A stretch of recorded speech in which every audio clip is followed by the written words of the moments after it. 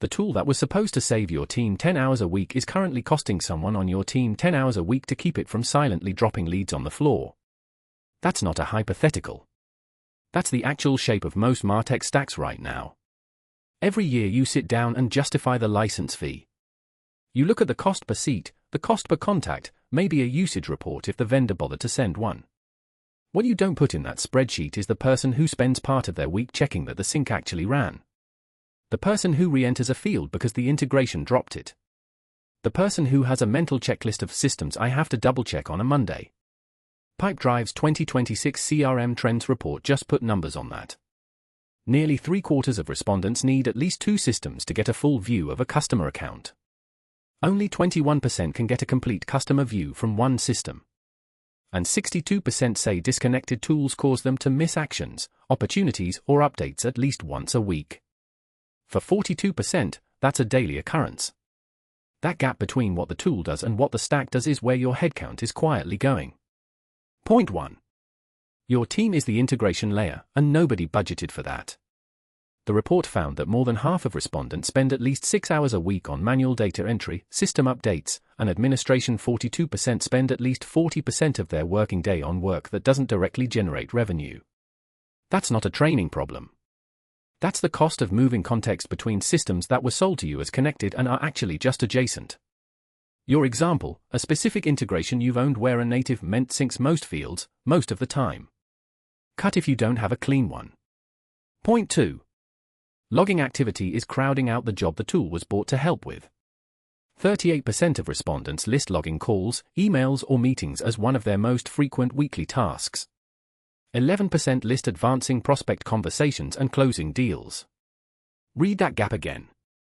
More people are spending their week feeding the system than doing the thing the system exists to support. This isn't an argument against activity logging. You need the data.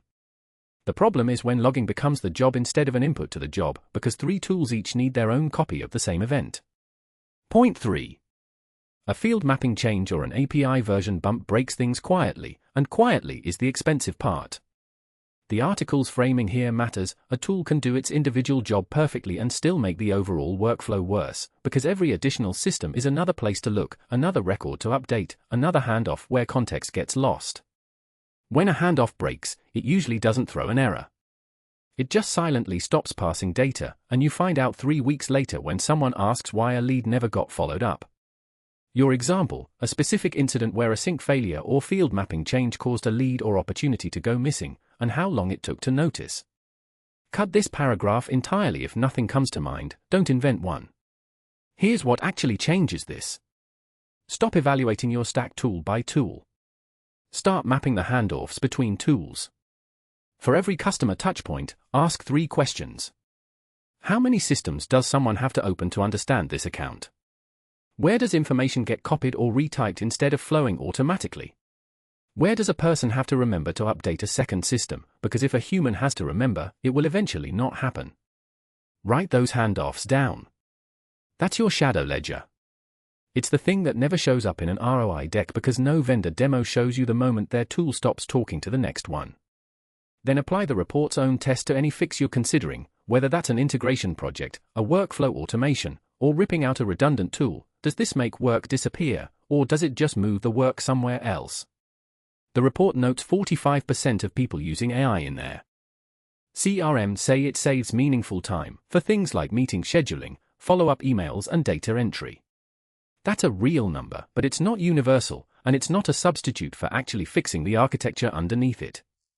If you can't answer what disappears for a piece of your stack, you haven't fixed anything. You've just added a system that also needs babysitting. Your stack diagram should have fewer arrows on it this time next year, not more logos.